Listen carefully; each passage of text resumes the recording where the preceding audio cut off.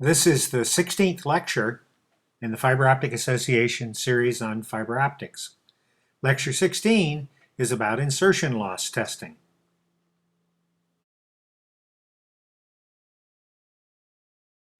Insertion loss testing is a test method that simulates the actual system operation. It uses a light source and power meter, sometimes called an optical loss test set, and patch cords, which are used for launch and receive reference cables.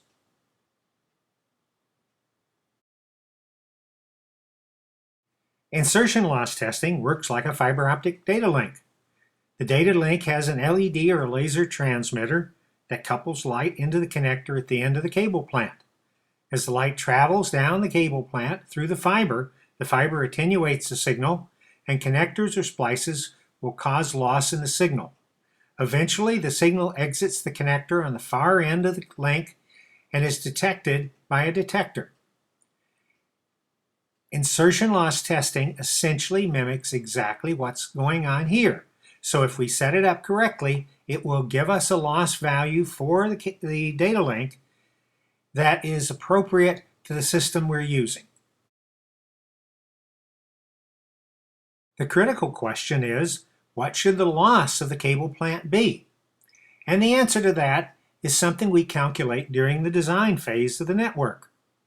We look at the cable plant, the fiber, the connectors, the splices, and the couplers, and from that we calculate a link power budget, which tells us how much loss the cable plant should be. The second part of the link power budget is to look at the transmitter power and receiver power requirements of the system that we're going to use on the cable plant to ensure that it will operate with the projected loss of the cable plant from the link power budget. One of the instruments we need to test insertion loss is a test source. The source should match the transmitter type and wavelength that we're going to use in the communication system on the cable plant. Typically for multi-mode fiber, it's an 850 or 1300 nanometer LED, and for single mode, it's a 1310 or 1550 laser. We use the source connected to a launch cable to connect to the cable plant under test. It's important to test at the correct wavelength because the loss of the optical fiber is very much a function of the wavelength of light. Basically, it's caused by scattering, which is highly dependent on the wavelength. So we want to test the fiber at the wavelength that we're going to be using the cable plant at. For example, in multi-mode fiber, the difference between the loss at 850 and 1300 nanometers is approximately 3 dB per kilometer at 850 and only 1 dB per kilometer at 1300. The difference can be startling. The other issue with multi-mode fiber is the source type. The fiber loss is a function of what we call mode power distribution. We recommend that you look at the FOA online reference guide to get a more detailed view of all this. But basically it's the fact that the core, the center of the core of the optical fiber, has higher loss in the outer sections. So LEDs fill the core more thoroughly and have higher loss than an LED which only transmits down the center. What we do is we condition the source to be generally acceptable in the industry. The way we mostly do that is by using a source of known output and a mode conditioner that is typically done with a mandrel wrap, as is shown here with this source. And that will condition the signal to send light down about 2/3 of the core, but in a very consistent fashion so that we can compare our measurements with what others would measure on the same cable plant. The power meter we use is the same as we use for any other measurement of optical power. It's a specialized light meter. It adapts to fiber optic connectors and is calibrated at the proper wavelengths. The measurement ranges of the meter are both in dBm for measuring absolute power and dB, which we use for measuring loss. Most power meters will have a dB range that allows you to set a zero reference value and read loss directly. Another instrument used for measuring insertion loss is an optical loss test set, and that's basically nothing but a light source and power meter in one package. The other important equipment or component we need for insertion loss testing is reference cables.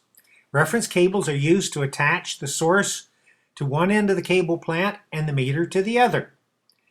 They launch the light from the test source into the cable under test, and they mate with the connectors on the cable so that we can test the loss of the connectors on either end of the cable plant.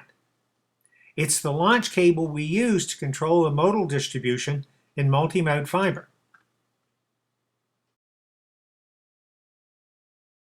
Reference cables must match the fiber type in the cable plant we're using, and of course the connectors must be able to connect to the connectors on the end of the cable plant.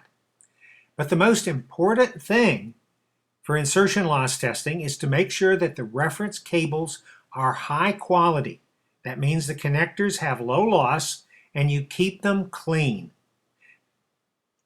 The way to do it is check them with a microscope, and if you see something like this picture, you clean them regularly. You always clean your connectors at least every few insertions, and you inspect it with a microscope, because the continual mating and unmating with the cables you're testing can cause the connectors to become scratched or worn, and therefore they're no more good for testing loss.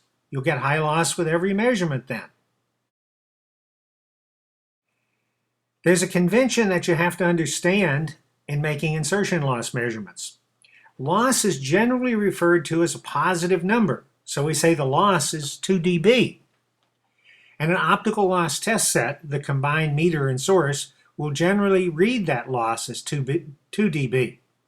But if you're working with a meter that has a 0 dB reference set function and a separate source, and you set 0 dB reference at some value, when you measure 2 dB, it will read as a negative number, minus 2 dB. But it's always the same loss. In effect, there are people like us in the industry that feel that the optical loss test set should also read minus 2 dB since it's a loss, but people who build instruments do things their own way sometimes. There are two different methods used for insertion loss testing, called FOTP 171, or a single-ended test, and OFSTP 14 for multi-mode fiber, and OFSTP 7 for single-mode fiber, which is a double-ended test. Each of these have their own special uses. The single-ended test, FOTP 171, only uses one launch reference cable, and what it measures is the loss of the connector on the cable we're testing, mated to the launch cable, plus any loss that might exist in the fiber itself. And of course, if it's something like a patch cord that's only a few meters long, we won't be able to actually see any loss from the fiber. What it allows doing is testing each connector on a cable separately so that we can diagnose connector faults. If we connect up on one end and have low loss and the other end and have high loss, the high loss end connected to the launch reference cable is obviously the problem. So this is our way of troubleshooting cable plant connection problems. We don't necessarily have to use it on patch cords. We can use it on very long cables to find the connector on one end of the cable that might be bad. The double-ended test is used for testing installed cable plants. Using both a launch and a receive reference cable, which mate to the connectors on either end of the cable plant under test, it will test the loss of the connectors plus everything in between in the cable plant. So we measure the connectors on either end and any connections, splices, fiber losses, couplers, or whatever may be in the cable plant. And this corresponds to the loss that a system will actually see when it's connected to the cable plant for transmitting data. The question with the double-ended test is, how do you set the reference for 0 dB loss? And this is where this test method confuses people. There are 3 different ways of setting a 0 dB reference. Using your source and power meter with 1 reference cable, just the launch cable, 2 cables, a launch cable, a receive cable, and mated in the middle, or 3 cables, a launch cable, a receive cable, and a golden reference cable. And there's a very good reason that each of these 3 methods exists and where you might have to use them. If your test equipment is compatible with the connectors on your cable plant, you can generally use a 1 cable reference. And that's good because the 1 cable reference measures everything. If your connectors are not compatible with your test equipment, so for example, if you have a meter and source with SC connectors, but you're testing LC cables, you'll use hybrid reference cables that have SCs on one end to mate with your instruments and LCs on the other end to mate with the cable plant. And you'll connect those 2 cables in the middle to set your reference. But when you set that reference, you include the loss of 1 pair of connectors. And we have to account for that. The 3 cable method is generally used where not only are your connectors on the cable plant not compatible with your test equipment, but they don't mate each other. For example, a plug and jack or male-female type of connector, like this multi-fiber MTP MPO connector. Then you use a cable that mimics the cable plant you want to test, but is very short. And you have to include, when you document your system, that there were 2 connector losses in the middle of your reference. We'll talk more about that in a minute. The table below shows the difference in testing a cable plant with the 3 different reference methods. The same cable plant measured 2.96 dB with a 1 cable reference, 2.66 dB or 0.3 of a dB less with a 2 cable reference, and 2.48 dB, almost a half a dB less, with a 3 cable reference. It's important that whichever method you use, you document it in the results tables that you provide for your customers after you test a cable plant.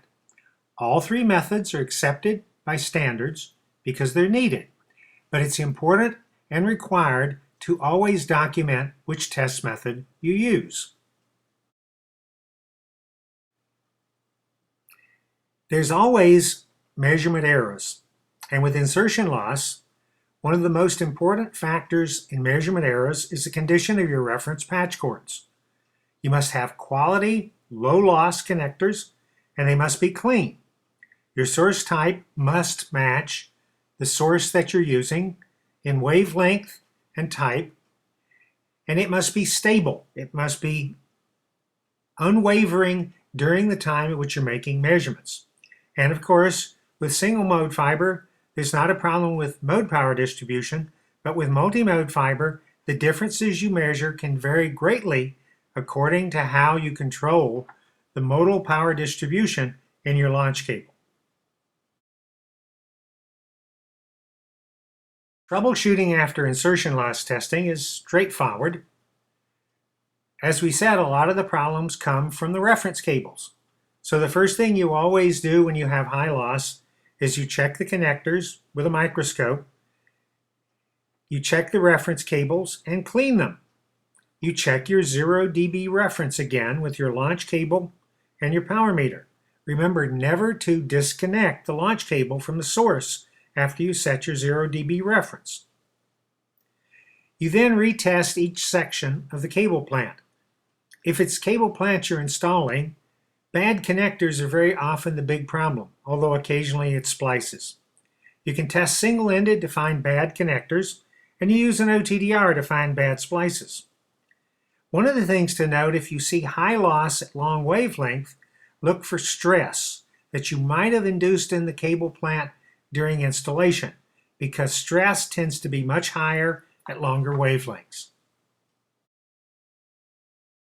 Be sure to watch the other testing lectures that the FOA has posted on YouTube. We'll have more details on things like OTDR testing and long-distance testing, the differences between test methods. Also go to the FOA online reference guide where you'll find great detail on almost all of these techniques. We're the FOA, the Professional Society of Fiber Optics.